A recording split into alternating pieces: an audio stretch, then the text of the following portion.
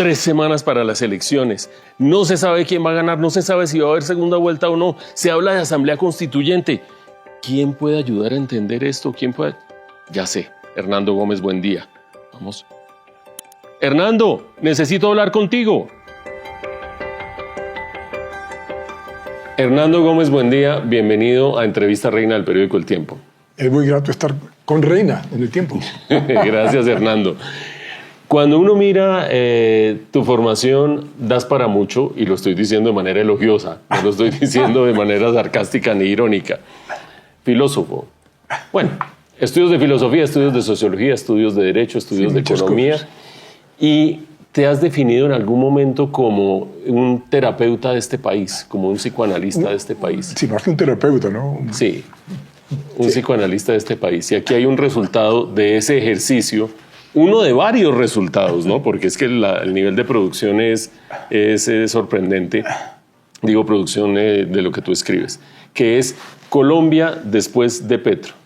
Y yo quiero que entremos a la conversación de la coyuntura política actual con la lente que da este libro. Cuéntame un poco de qué se trata el libro, pero sobre todo para la gente que está en este momento preocupada por qué es lo que está pasando en el país, ¿cómo nos sirve esa lente para...? Pues digamos, Mauricio, que ya estamos después de Petro para esta conversación, porque faltan 3 meses para que se acabe. Entonces, Colombia después de Petro. Sí, señor. ¿En qué estamos en este momento? En elecciones. Sí.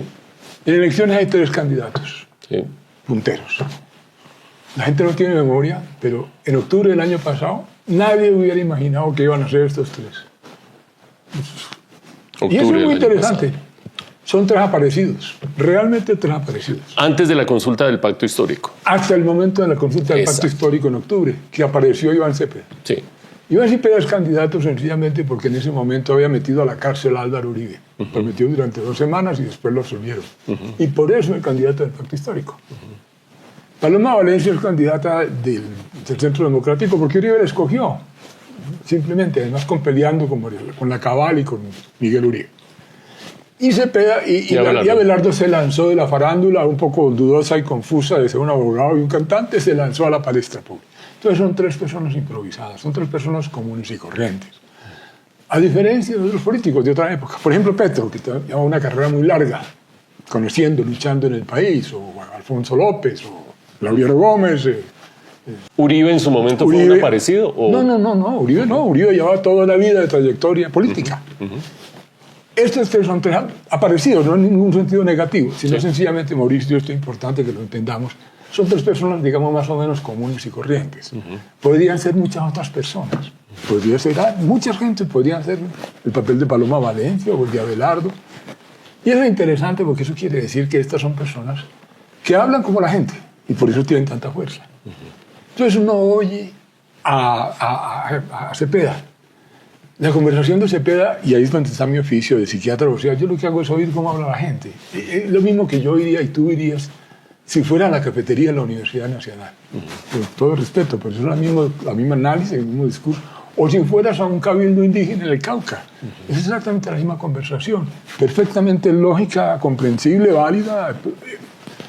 Si en vez de hacer eso, vas a una comida en Bogotá, o vas a una reunión de patojos, como se llama la gente de bien de Popayán, pues oye lo que dice Paloma. El miedo al castrochavismo, este señor nos va a quitar lo que tenemos.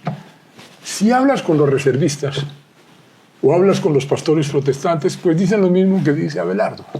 Y eso es muy interesante y yo entiendo perfectamente por qué lo dicen. Y cómo esas personas representan, no son ellos. Ellos expresan cosas profundas de los colombianos. Y eso es lo que está pasando.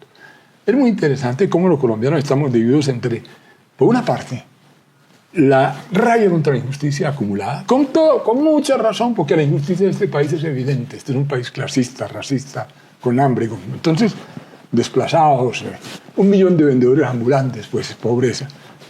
Entre la rabia y la esperanza de recibir algo que no tiene nada que perder. Eso es Cepeda. Por otro lado, el susto, digamos, de toda la gente que tiene algo que perder. Con toda razón. Se sienten amenazados por todo lo que ha pasado con Petro. Por todo este desorden, por todo este permanente ataque a la inversión privada, al sector.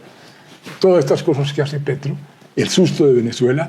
Entonces, es muy comprensible y muy profundo tanto el sentimiento del miedo, digamos, y de la esperanza, que Cepeda, como el sentimiento del miedo y de la necesidad de orden que expresa Paloma y que expresa Abelardo.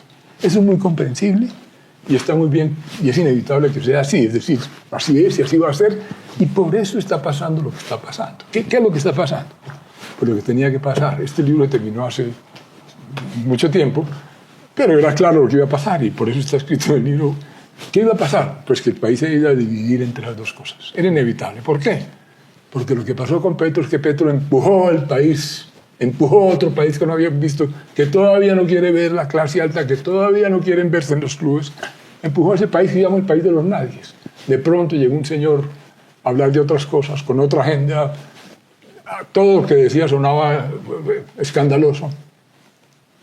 Ese fenómeno creció. Y eso explica el fenómeno Cepeda. Y más importante, o igualmente importante de eso, Mauricio, para contestarle el cuento completo, tercer factor, la representación. Es que eso lo subestima uno. La importancia que tiene el hecho de las caras en el gobierno.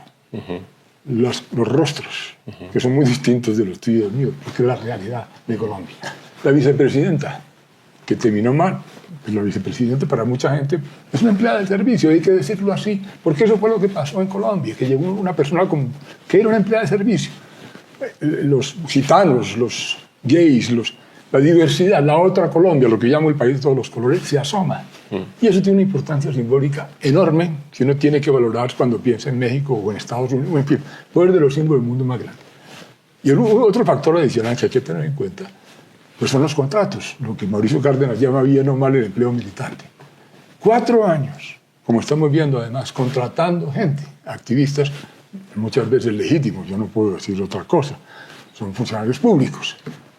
Entonces lo que el país no vio, o el país oficial, o los medios, o los gremios, o la opinión, lo que llama la opinión nacional, no vieron, no podían ver, fue todo este trabajo de organización de Petro. Y Petro hizo una cosa muy importante en Colombia, canalizó el descontento del paro cívico. Y eso es la realidad. Y hay que decir que logró que no hubiera un estallido de violencia como el de Chile. Unificó la izquierda. Y el pacto histórico es hoy la primera fuerza política de Colombia. Eso es el saldo, pero con muy mala gestión, por supuesto. ¿Por qué, Mauricio? Pero déjame un momento, te hago un par de interpelaciones.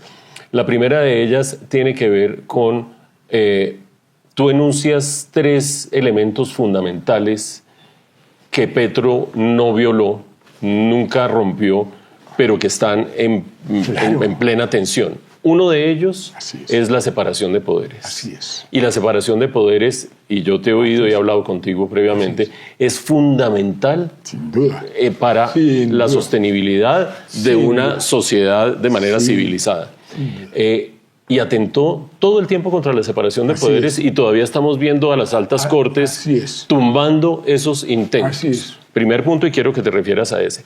El segundo es el tema de la irresponsabilidad fiscal, que es fundamental para la sostenibilidad del país. Por supuesto. Y está también en el bordecito de romperse. Y el tercero que has mencionado es el orden que establece en el hemisferio la relación con Estados Unidos. En el mundo, sí. Sí, y en el mundo. Y digamos que allí se ha ido medio acomodando. Pero el país sí vio, entre otras cosas, ese atentado contra el equilibrio institucional y la separación de poderes y ese atentado contra la sostenibilidad fiscal. ¿Qué haces de esa melange y eso qué significa para el candidato Iván Cepeda? Muy interesante, porque efectivamente en el proyecto político de Petro, si fuera por Petro, Colombia haría Venezuela. Si fuera por él, solo sería. Lo que pasa es que no lo dejaron. Y eso es muy importante entenderlo. El presidente no es omnipotente. Para efectos de esta conversación, podemos decir que Petro hizo todo lo posible y protestó todo lo posible con la separación de poderes. Lo que es indiscutible es que los poderes se mantuvieron separados. Lo que es indiscutible es que si alguien logró avanzar en cerrar los poderes se llama Álvaro Uribe. No fue Petro, en los hechos. En los hechos. Petro hizo todo lo posible por reventar el gasto público. Regla fiscal, renunció al crédito de contingencia, gasto, reformas tributarias, anticipos, todas las maniobras. La deuda además la deja en un nivel sumamente preocupante, lleva hasta el borde. Y es una de las grandes preguntas inmediatas que tenemos, el déficit fiscal. Pero no rompió el déficit fiscal a un nivel argentino o peruano o algerino. Es decir, no Porque si produce eso, una crisis de tamaño, las consecuencias, como sabemos, son desastrosas. Entonces, el proyecto de Petro sí empuja esos límites. Y fueron 4 años empujarlos. Pero yo reúno el gobierno de Petro diciendo que esta fue una guerra retórica. La realidad es que Petro no tocó esos parámetros. Pero trató de tumbarlos, por lo menos Claro dos de ellos. que sí, como Uribe trata de tumbarlos y como Cepeda trata de tumbarlos. Entonces, Abelardo por eso es tan peligroso. La pregunta de fondo, como analista, es que afortunadamente Colombia resistió. La Corte mantuvo, ya uno puede estar de acuerdo con la Corte o no, pero le tumbaron muchas cosas a Petro, como han tumbado otros presidentes. El Consejo de Estado, el Consejo Nacional Electoral, el Banco de la República, todos los poderes básicamente mantuvieron su independencia. Claro, y eso es muy positivo para Colombia. Eso es la buena noticia, porque eso, el día que eso se rompa por la izquierda o por la derecha, pues estamos peor de lo que estamos. Bueno, hay dos maneras de romper esos diques que mantienen la institucionalidad y que son tan importantes. Una de ellas es por la vía de la alternancia que hay en la composición de la Junta del Banco de la República, de la Corte Constitucional, del Consejo de Estado, etcétera, etcétera, que van marcando en su alternancia un contrapeso a la línea política de la presidencia. La otra es una caja de Pandora que se llama Asamblea Constituyente. Sí, claro. A la luz de estos dos escenarios que se abren, si me molestan las instituciones y los contrapesos, o aguanto otros 4 años y voy cambiando su composición, o me voy hacia una constituyente. ¿Cómo ves a los 3 candidatos en ese frente? La constituyente, Cepeda no está en la constituyente, eso es importante notarlo. La constituyente del proyecto de Petro, porque Petro cree en la democracia directa. Sí. Y para que nos entendamos, la Constitución colombiana tiene la perla y la estupidez de decir que la soberanía reside en el pueblo. Eso lo dice la Constitución colombiana, porque cualquier cosa se dice. Eso es lo que Petro argumenta, y no solamente él, es Rousseau y hay mucha gente que cree eso, la soberanía del pueblo. Entonces yo me voy al pueblo. ¿Quién es el pueblo? El pueblo soy yo, me dice Gustavo Petro. Como el pueblo de Uribe. ¿Quién es el pueblo de Uribe? Pues Uribe. La constituyente significa más preguntarle al pueblo. Sería un disparate, sería un riesgo enorme, es un salto al vacío, como fue la del 91. Por favor, los países serios no cambian de constitución. Cuando usted cambia constitución, primero yo espero que eso no pase, espero que no pase y creo que no va a pasar, porque no va a pasar por el Congreso. La buena noticia para Colombia ya pasó, para que todo el mundo esté tranquilo o triste. El Congreso ya se eligió. En Colombia no pasó hasta ahora nada.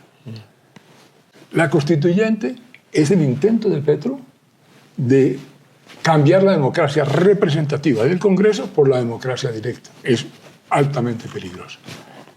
Y es la carta de Petro. Y Petro va a seguir insistiendo en la constituyente. Cepeda no. Cepeda ha mantenido la distancia sobre ese tema. ¿Por convicción? Por convicción y por prudencia, porque es que sabe que la amenaza de la constituyente sería demoledora para la reacción de la derecha. Entonces, ese aparecer del otro país, el aparecer de los nadies, la amenaza de la primera línea, de los indígenas, del pueblo insubordinado, movió el país hacia la derecha. Y en ese país movido a la derecha, ¿cómo se explica que haya probabilidad, bajita creo yo, pero probabilidad de que Iván Cepeda gane en primera vuelta?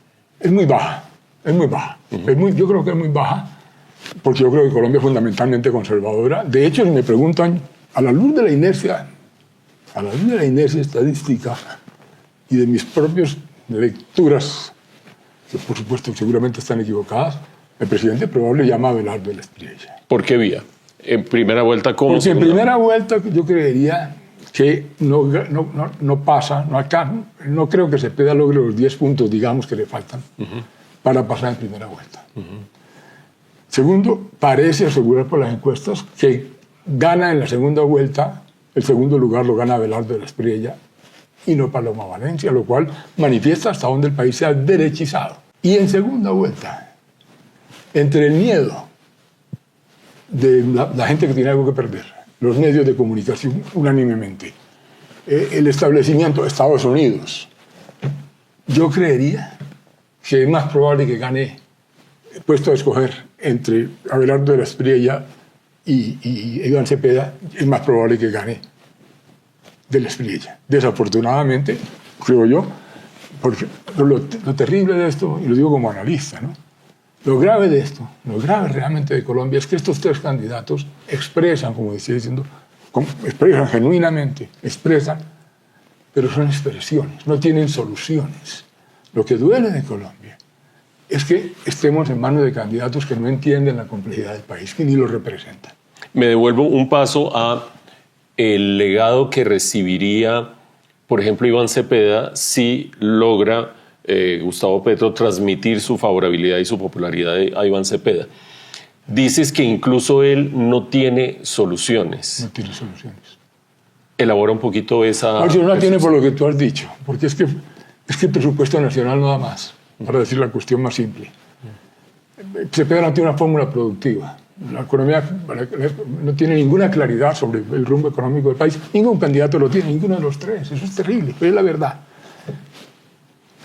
Entonces, la fórmula posible de Cepeda para seguir satisfaciendo, digamos, los legítimos reclamos y aspiraciones y deseos de un país exclusivo, desigual, clasista, racista, víctimas del... Todo eso es cierto. Y ese es el problema. Lo único que Cepeda realmente puede ofrecer es más gasto público. Porque no hay de dónde más sacar plata. Y como tú sabes muy bien, porque lo has dicho en todos los tomos, esto difícilmente aguanta más. Es que la situación fiscal realmente es difícil. Entonces, ¿y qué pasa? Si Cepeda llega y rompe el equilibrio fiscal de verdad, logra lo que Petro no logró a pesar de todo lo que trató, pues tú sabes que las consecuencias sí son desastrosas para Colombia, porque ahí sí estaríamos en una situación argentina, entraríamos en una situación de crisis institucional severa porque la inflación, el ajuste fiscal nos pone en un escenario que no ha habido Colombia. Por eso Cepeda no es futuro, desgraciadamente. ¿Y tú crees que Iván Cepeda es consciente de ese riesgo de estar cerca del abismo fiscal y lo que eso significa? Yo creo que no, yo creo que por esto, porque como digo, Iván Cepeda es un señor realmente, y es fruto de su vida. Y su vida ha sido pues defender además las víctimas del Estado. Y él lo ha hecho muy bien, pero es lo que él sabe, y lo que va a hacer, y lo que representa, y representa el movimiento social, y representa el paro cívico, y es legítimo que lo represente. Y yo entiendo por qué lo representa, y entiendo porque tiene su fuerza. Y yo sé que es parte de Colombia, y yo quisiera que, por supuesto, pero no puedo dejar de lamentar que él, por eso, precisamente porque se limita a representar un sector del país, a expresarlo, una cosa es expresarlo y otra cosa es solucionarlo. Lo lamentable de la situación colombiana es que no haya quien sea capaz de ver el conjunto. Y trate de entender, por ejemplo, cómo hacer los cambios sociales respetando el presupuesto nacional. Eso es un arte muy difícil. Pero en el mundo existen maneras de hacerlo. Hay maneras responsables de hacer la política social que las conoces y las conocemos en el mundo, aún bajo situaciones de dificultad fiscal. No se puede hacer, sin bonanza, pues no se pueden hacer milagros. Uribe hizo milagros, la gente no sabe nada.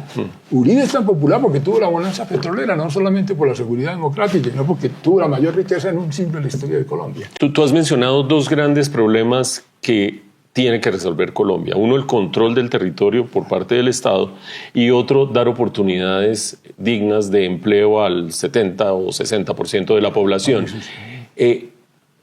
¿Cómo se entiende que hayamos perdido tanto terreno en ambos frentes desde hace mucho tiempo, pero especialmente en los últimos años? Se explica, porque, otra vez, por la falta, porque el país no, desafortunadamente, pero bueno, yo lo entiendo, no me quejo, lo entiendo, por eso yo pues no voto por estos candidatos. Pero, otra vez, estos candidatos expresan, pero no proponen soluciones porque no ven los problemas, porque no los entienden. El problema fundamental de Colombia, y me permiten decirlo así, es su mala inserción internacional, lo que Colombia no ha logrado nunca ni siquiera plantearse el problema. Nosotros el problema que tenemos del control territorial se llama narcotráfico. En Colombia ya no hay violencia política, eso se acabó con las FARC. Lo que hay hoy en Colombia es narcoviolencia, son empresas criminales, no hay nada que dialogar con ellos. Petro se equivoca completamente, Iván Cepeda se equivoca completamente en eso. Pero eso es consecuencia de que Colombia exporta cocaína, y exporta oro, y exportamos madera, y antes exportábamos café y exportábamos quina, hemos exportado drogas. Esa es la verdad. Entonces, y eso es una mala inserción internacional de Colombia. El desafío para Colombia es, en vez de insertarse de esa manera patológica e ilegal, encontrar qué carajo vamos a producir en el siglo XXI. Eso es lo que hace China, eso es lo que hace Singapur, eso es lo que está haciendo Dubái, eso es lo que hace Polonia, eso es lo que hacen los países que van para adelante, buscando qué carajo podemos producir para darle empleo, digo, al 60, al 70% de la población colombiana, porque es que en la informalidad, pues la estadística lo dice, el 54%, los desempleados, los desempleados. El único problema de Colombia, realmente de serio, es ese, es cómo darle empleo productivo, porque es la única manera de desarrollarse. Sí. Y una vez que eso se desarrolla, podremos tener salud, educación, progreso. Pero la gran sequera de Colombia, y lo digo con dolor, es de todos los políticos. Por lo menos de todos los políticos con posibilidad de los 3 candidatos en este caso, no entienden ese problema seriamente. Claro que hablan, pero no lo entienden. Cuando un candidato como Iván Cepeda, lo menciono varias veces porque está de primero en las encuestas, porque tiene por lo menos parece que tiene la tradición de Gustavo Petro, que ha mostrado tantas falencias en ese frente, no tiene soluciones a un problema de inserción en la economía internacional, de aumento de la productividad, de elevación sostenible, no coyuntural, de la calidad de vida. ¿Cómo entiende uno que pueda haber unas encuestas favoreciéndolo a él? Me vas a responder que es porque detecta, porque representa. Habla lo mismo que la gente, siente lo mismo que la gente. Y entonces estamos abocados a que gane quien gane de esos 3 candidatos, no resolvemos el problema fundamental. No, claro que sí. Desafortunadamente estamos abocados a eso. Yo creo que sería, si nos va bien, no nos va demasiado mal, realmente. Desafortunadamente, porque un país, mientras uno afronte los problemas que son, claro que son problemas difíciles, yo no tengo la solución, son problemas sumamente difíciles, no cabe duda.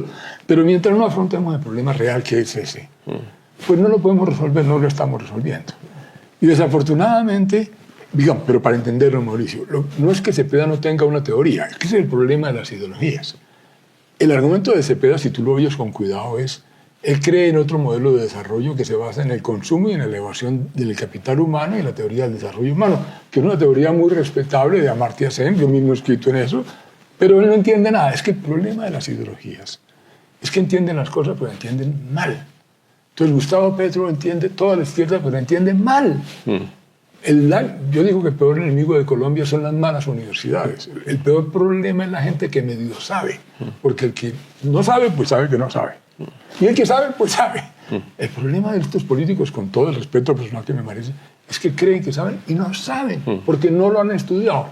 Entonces, desafortunadamente, Mauricio, ninguno de los 3 tiene una propuesta de futuro.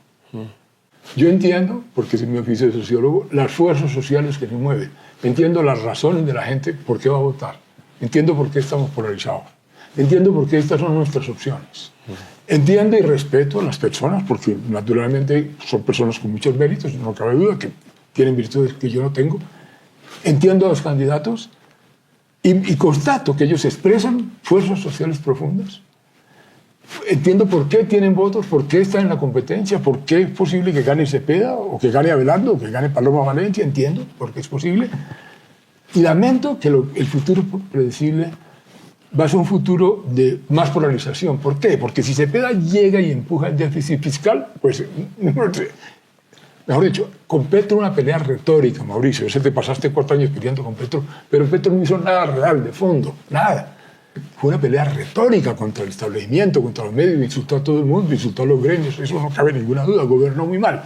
E hizo daños, fiscal, el energético, el petrolero. Que es hacer algo, es hacer algo mal. Que es hacer algo mal, claro. Sí. Al mismo tiempo, aumentó el gasto público, por ejemplo, y eso mantuvo la economía. Sí. Entonces, pero la pelea de Petro fue mucho más simbólica. Sí. Petro lo que hizo fue oposición en el gobierno, y la gente no ha entendido eso.